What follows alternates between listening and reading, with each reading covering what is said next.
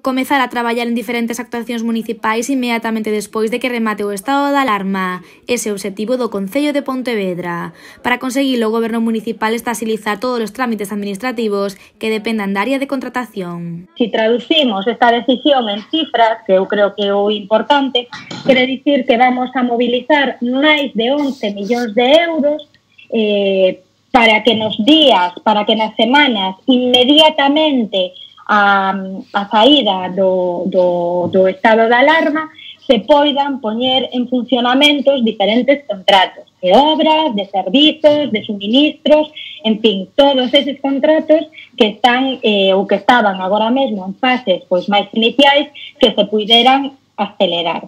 Estes 11 millóns de euros dividiránse en tres partes. A primeira corresponde aos contratos que están en fase final, por exemplo, as obras de Loureiro Crespo, o mantemento de vías urbanas ou o vial de Monte Porreiro.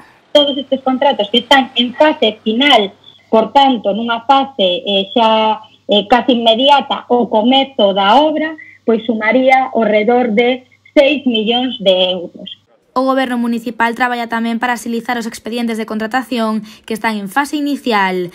En total, 2 millóns de euros que irán destinados, entre outros, ao contrato de telecomunicacións, á reforma de Santa Clara ou ao mantemento das vías do rural. O que fomos facendo é intentar que os servizos técnicos e os servizos de contratación aceleren todos estes procesos que normalmente se dilatan moito máis no tempo e ir sacando novos contratos, vale? Para que, como digo, inmediatamente, despois do levantamento do estado de alarma, pois poidamos continuar e que os trámites estén o suficientemente acelerados.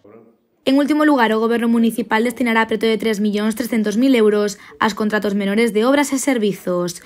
Deste xeito, o Concello de Pontevedra pretende inserir liquidez e activar a economía local unha vez remate o estado de alarma.